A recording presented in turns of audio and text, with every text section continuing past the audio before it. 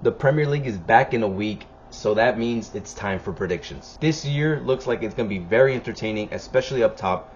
But of course, like every prediction, we have to start at the bottom. So let's get straight into it. In 20th place, I have Burnley. Last year, Burnley got second place in the championship, and they pride themselves off of getting only 16 goals conceded. But I think it's safe to say they will not do that in the Premier League. Not only because it's harder, but also they lost Trafford and they lost CJ Egan-Riley, who was one of their main center backs.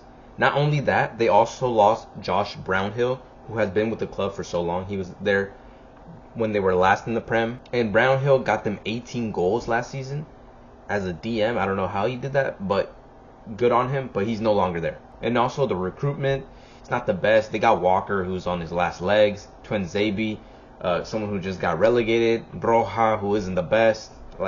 It is not good for Burnley. Also, Scott Parker is at the wheel. Last time he was in the league, he got sacked. So yeah, it's not looking good for Burnley. 20th place for me. In 19th place, I have Leeds United. Leeds United won the championship last season with a dominant performance. They scored 95 goals and got 100 points, which is extremely good. But a lot of the players that, performed for them aren't there or have been in the Prem and haven't done it before. Some of the players that have been in the Prem but haven't done it before at a top level, got in a lot of contributions. Dan James, Aronson, Nyamto, and those guys had like plus 10 goal contributions for Leeds. Also, there's Solomon, who they don't have no more. Firpo, who they don't have no more. The team just isn't going to be the same. They have gotten recruitments, but it's no one that's proven in the Prem other than Longstaff. But even him, he's not the best. And once again, their manager, Fark, he also got sacked last time he was here. So yeah, again, it's not looking good for them. Next up, and the last team to get relegated is, of course, Sunderland, the last team to get promoted. The only reason I have Sunderland above Leeds and Burnley is simply because of their transfers. I don't know anything about Sunderland. I've never watched them play in the Prem, but I do like a lot of their signings. First off, Mark Gui from Chelsea hasn't played much, but he is a La Masia product, so there's potential there. Granit Xhaka, love that signing. I think Xhaka was great when he was at Arsenal. When a Leverkusen led them to like a almost treble, almost invincible season. A Dingra from Brighton, I think that's a great signing. He's going to be flying down the left side. On the right side, they got Taubi from Club Brugge. I've seen him like 3 games. A pretty decent player. I like him as well. But yeah, I don't know. I have a feeling that Sunderland could be the Luton, the Ipswich of the previous 2 seasons. The team that no one expects to do good. First time back in the Prem in a long time. And then they sort of give teams a headache. And in 17th place, the team that barely survives relegation is Wolves. So Wolves last season got 16th place, and they survived relegation once again, mainly due to Cunha, who they don't have this season. So they need to find someone to replace him and replace his numbers, which I don't think they will, at least to the extent that Cunha did. But I think that John Arias from Fluminense, the guy they just got, I think he's a solid replacement. It's not quite on the same side. He's going to be on the right side. Cunha was on the left side. I still think that John Arias can do at least 75% of what Cunha did. They also got Strand Larsen permanently now. I think that's a great sign. They didn't just lose Cunha as well. They also lost Out Nuri to us. And they got some guy called Wolf from AZ Alkmaar. Is he going to be enough? Is he going to produce what Out Nuri did? I don't think so.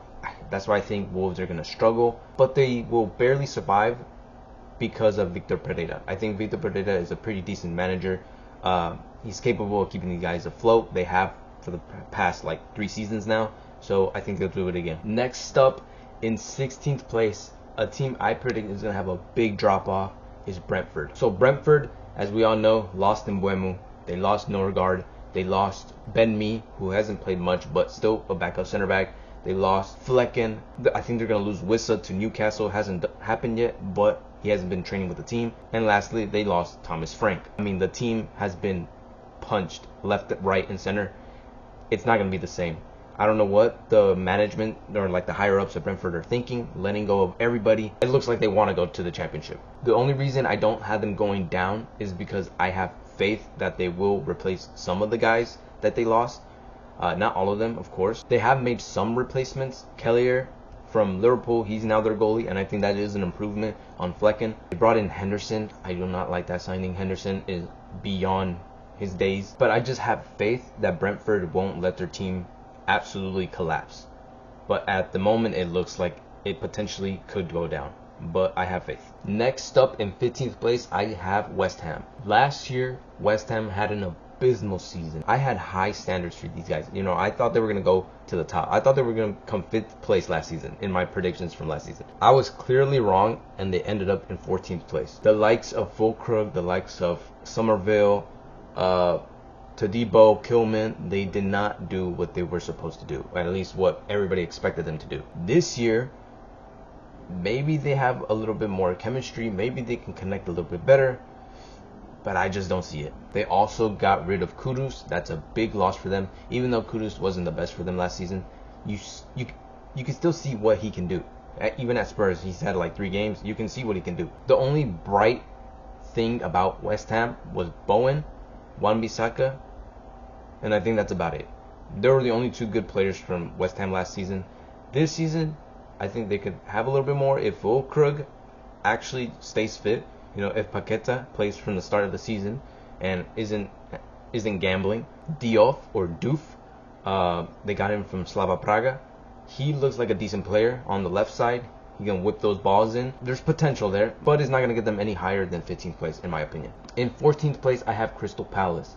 Last year, they got 12th place, and they won the FA Cup, which is a pretty good season for them, right? They got European competition, but that's where the issue comes along. European competition means more games, and more games means more injuries. Also, Crystal Palace still don't know what competition they're going to get. Right now, they got pushed back down to the Conference League, but potentially they could go back to Europa League. That's why they haven't done many transfers. They did get 2 players, Sosa, a left wing back, who I do not rate. I do not like him. I've seen him in Croatia. Don't like the guy. And then Walter Benitez, a goalkeeper who will be sitting on the bench because they have Dean Henderson. So really, Crystal haven't done anything, and they have a month to get players, which I think could mean panic buys, and panic buys usually aren't the best. So I do expect a drop off from Crystal, not that much because I do believe in Glasner, but yeah, it's not gonna be the same as it was last year. But potentially Crystal could go far in the European competition, whichever they get. In 13th place, I have Bournemouth. So Bournemouth got absolutely gutted. Their defense is completely gone. 4 of the 5 players that they had at the back are gone. Kirkes went to Liverpool. Huijsen went to Madrid. Zarbani looks like he's going to go to PSG. They kept the right back, but I think that was the weakest link of the back 5. And then they lost Kepa, which was a loan, and they've only replaced 2 of them so far. Petrovic is in, who did have a good season at Strasbourg, but last time he was here with Chelsea, it wasn't the best of time. So in the Prem, he hasn't really done it. Then they brought in Truffert from Rennes, who had a decent season, but can he replace what Kirkes did? There's question marks around there. They haven't replaced Huijsen, and they haven't replaced Zarbani because he's potentially going to leave. So their center backs cooked. But everything else is still the same. So that's why I don't have them too far down. Plus, I do believe in Areola. I think he's a great manager. Got them really high last season, at least for Bournemouth's standards. But I do think there's going to be a drop-off. This is too much change to happen in one season, or too much to replace in one season. So I think it's going to hurt them. Next up in 12th place, I have Forest. Forest being the reason Crystal Palace don't know what competition they're going to get was because of Forest's owner sort of putting a complaint in and then sort of making that a whole debacle. So that also means Forest don't know what competition they're going to get. So they also haven't done too much, business, but they have done some. They let go Ilanga, big release there. He was crucial for them last season, but they have replaced him with Ndoye, who's had a decent season last season and the one before that. So I think it's a good replacement, but will he be able to do what Ilanga does, which is, break fast? I'm not sure. But they also made 2 other signings, 2 from Botafogo, one in Igor Jesus, which is I think is a great signing. Another big brute guy, you know, Chris Wood style, which they need because they have more competitions. And Cunha, a center back, also from Botafogo, which they need because they need backup. Right now they have, I think, 3 they rely on: Murillo, Milinkovic, and Morato. And now they have a 4th. So based off what's happened so far, I think they'll do a little bit better than Crystal, but they will still drop off. And also, once again, they won't drop off completely because I do believe in their coach. In 11th place, I have Everton. Before making this list, I was like, why is everybody bigging up Everton?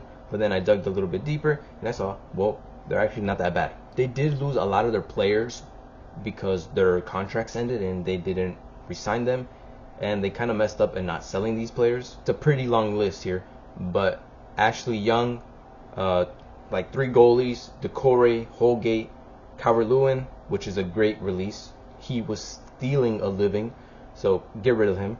And then Keane. And they haven't replaced all of them, but I don't think they need to. I think they had a big squad, so it's kind of good to minimize it now and get few key players that you need. For example, they replaced Calvert-Lewin with a guy called Barry from Villarreal. So there's a lot of talk about this guy, a big talk about him, you know, a lot of praise. So he could have potential, another big, you know, classic Premier League striker. They say he's like Beto, but with technical skills. So I want to see that. Alcaraz is now a permanent Everton player. I really like that signing.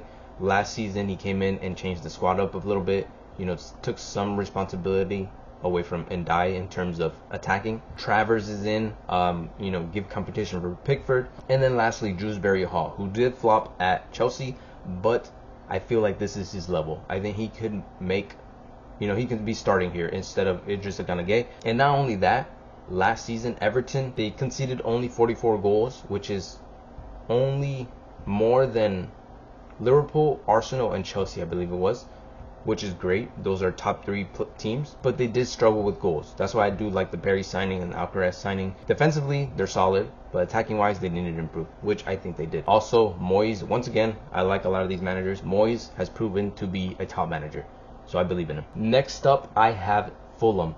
Fulham have done absolutely nothing in the market, which is good and bad, right? You still need to improve your team, but you also didn't, you know, mess up the chemistry of the team. For me, Fulham is the definition of mid-table, and that's why I had them here, right? I don't see them moving crazy amounts up or down because they haven't done anything.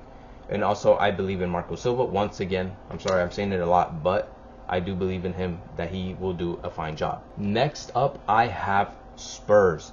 Spurs in 9th place for me, which is a big improvement from 17th place last season.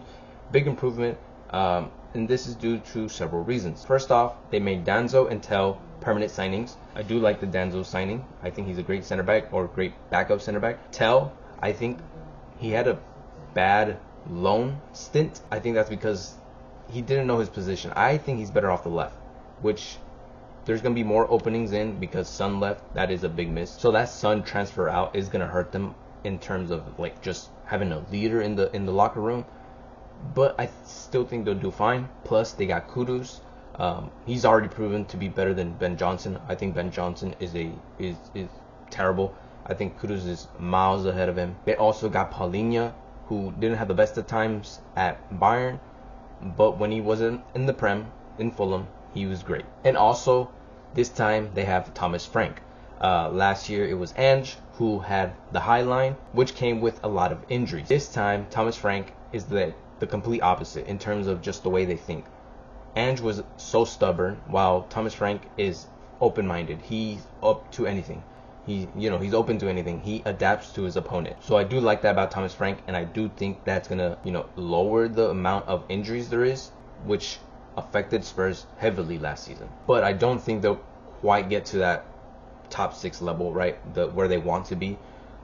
They have Champions League football. That's gonna take a toll on their team. So there's still some things pushing them back down. So I think 9th place is the right spot for them. Next up in 8th place, I have last year's 8th place team, which is Brighton. So I don't think Brighton's going to move up or down, but I still think 8th place is a great spot for Brighton. Yes, Brighton have done a lot of transfers. A lot of key players have gone. João Pedro, Estupiñán, Adingra left. I mean, they had a couple big guys leave, but they do this every season. They let go of big players and they replace them with guys we've never heard of. Once again, they have replaced a bunch of their guys. Decipher from Club Brugge, another solid player from Club Brugge that I saw last season.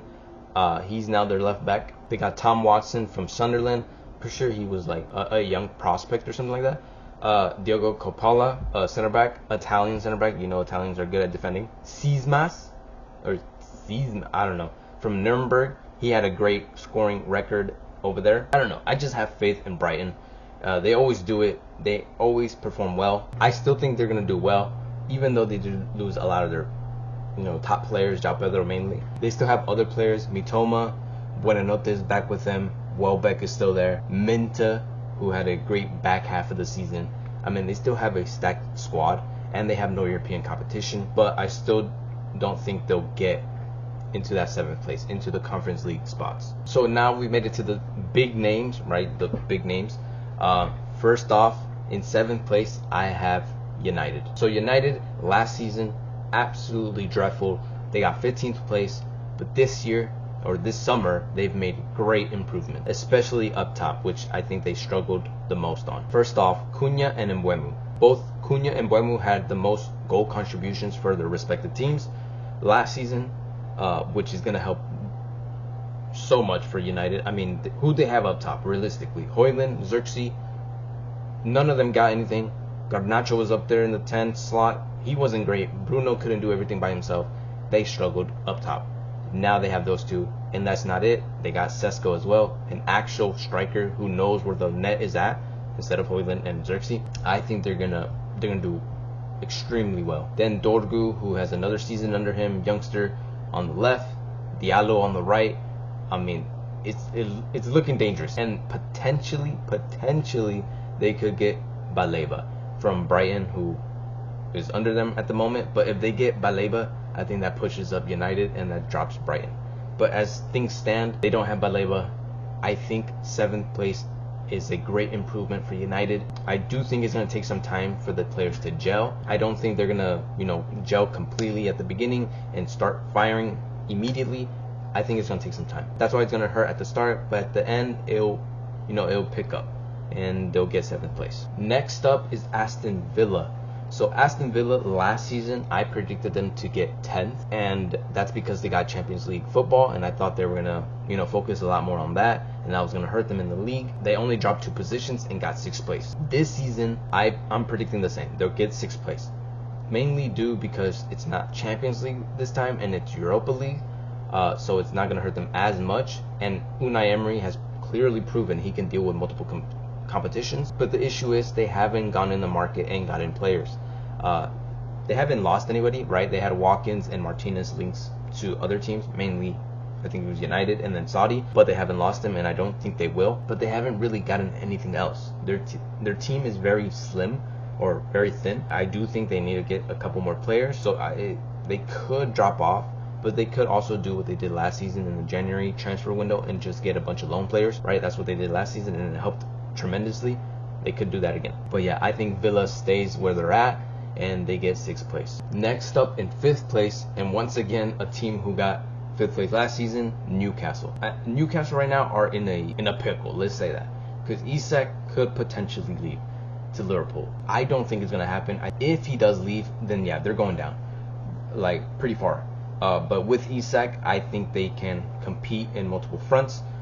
Isak is such a great player. He is a game changer. They also got Ilanga, so he's going to be, getting minutes off of Murphy, pushing Murphy to his limits, right? And I think Ilanga fits well in this system. A very pacey winger, can cross in, can go on the break. But Newcastle also have a similar issue in terms of not having enough depth, mainly in the midfield. They have like 4 midfielders or 5 midfielders that they can rotate with. They need more. They need to sign someone in the midfield. Right now they're looking at Wissa, who isn't a midfielder, right?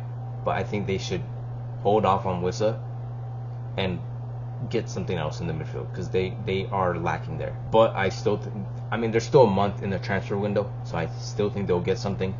But yeah, 5th place for me. And now we made it to the top 4, guaranteed Champions League spots here. The 4 who made it in the top 4 last season are here again, and this time I think it's gonna be different. I think it's gonna be a 4-team race. All of these teams have made big improvements to their team. They're all looking quite different, and it's gonna be very exciting. But for me, the team that gets 4th place is Chelsea. Now Chelsea have been on a great run.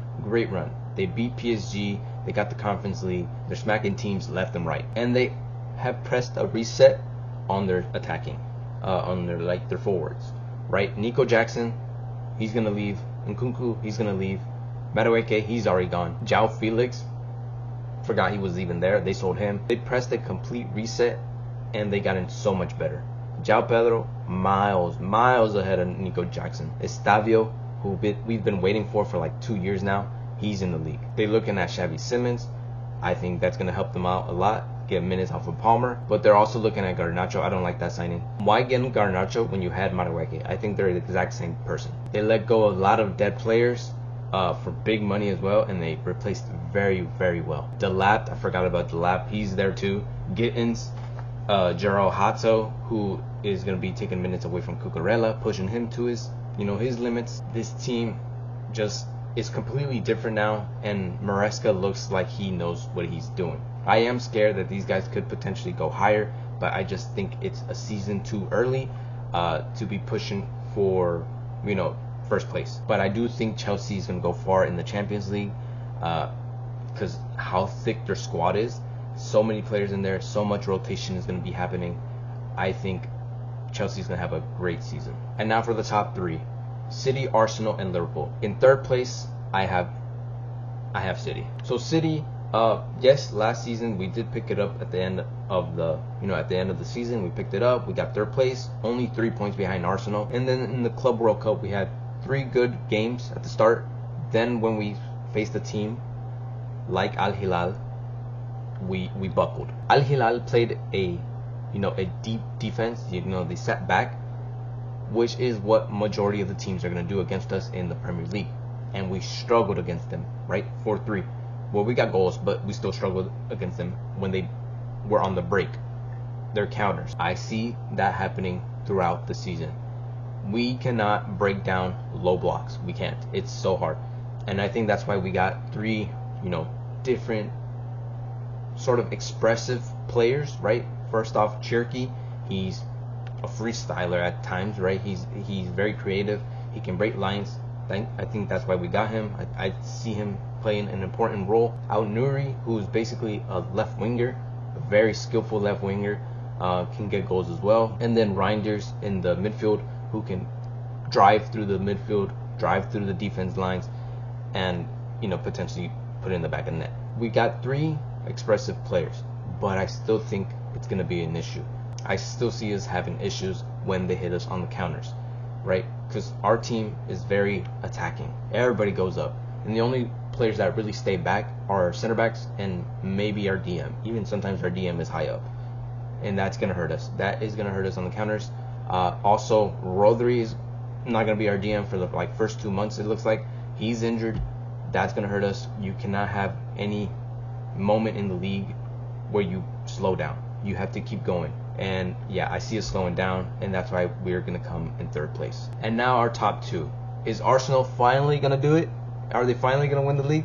Absolutely not. They're coming 2nd again. I think Arsenal, yes, they bolstered the team. Yes, they got players that they needed, like Gyökeres, like Zubimendi, but it's not enough. Gyökeres, I think, will have a decent season, but not how they think they will, breaking 20 goals. I think more like a 15-goal season. I think it's going to be hard for them to adapt to a striker. They haven't had an actual 9 for 3 seasons now, or probably more. And when we got Haaland, we sort of had to adapt to his play style, and we still are. We struggle with him. He doesn't like being on the ball, or we at least don't allow him to be on the ball. He doesn't want to be involved in play. He wants to be the last touch, and I feel like that's what Gyökeres is going to be doing. So it's going to be hard to adapt to that, but I still think Arsenal are going to do well. right? They still have a bunch of great players. Defense is solid. They haven't lost anybody there. They have a bunch of youngsters as well. Wanyeri, he should be getting more minutes down in the 10th. Lewis Skelly, he's a solid player. And then Max Dauman, he is what people think Wanyeri is. Max Dauman is scary. And of course they still have Saka, right? And then they got Maraweke. Don't really like that signing. He's basically Martinelli. But yeah, I think once again Arsenal are gonna miss out, not win the league, and get second place once again. And of course that means our winners for the Premier League of 25-26 season is Liverpool, right? Liverpool scares me. Liverpool frightens me. Last year they won comfortably, too comfortably, right? With the new manager, it was simple for him. And this year, with no transfers, this season they went ahead and splashed big bags on big players. First off, they got Kirkes basically replacing Robertson, a high-flying fullback, going to be whipping it in constantly throughout the game. That's a great signing. Frimpong on the other side, who I think is just as good as Trent in terms of attacking, or even better, because he even gets in the box and even scores goals. Wirtz, an actual 10, instead of having Szoboszlai being the 10, who isn't very creative, at least he wasn't last season. Wirtz is a creative mind. He is going to cook. It's actually frightening how good they got out of nowhere, right? Ekitike looks like he's like Isak 2.0. I don't even know why they're going for Isak when you have a cheaper Isak at home. He's going to be in great improvement on what they had. Jota, rest in peace, and Nunez, who is now gone to Saudi, and then Luis Diaz, who went to Bayern, right? So they needed a striker, and I think they got one of the best strikers who have moved around this summer. And then Gakpo and Salah, we already know what Salah is, but Gakpo looks dangerous. Konate, he didn't leave. Van Dijk resigned. Alisson's still there. I mean, their back is still solid. These guys, they're going to cook. The only thing that I think will get Liverpool is once in a while, they'll have a team they can't break down. And then that team will hit them on the counter. Because Liverpool, similar to us, seem like they're going to be sending everybody forward, just trying to get goals. And that's going to leave their center backs by themselves, because I think even Gravenberch goes up a lot, right? So they're going to struggle there. But that's the only thing I see that can defeat this team. And I think they'll be able to handle the counter more than us, because they have Konate and Van Dijk, two absolute beasts. We have Diaz and Guardiola, who aren't huge like them. They're more technical, right? I think they'll be able to save more points than us. But yeah, that's about it. Liverpool are gonna absolutely demolish the league, and they're gonna be our Premier League champions once again. So those are my thoughts. Tell me what you guys think.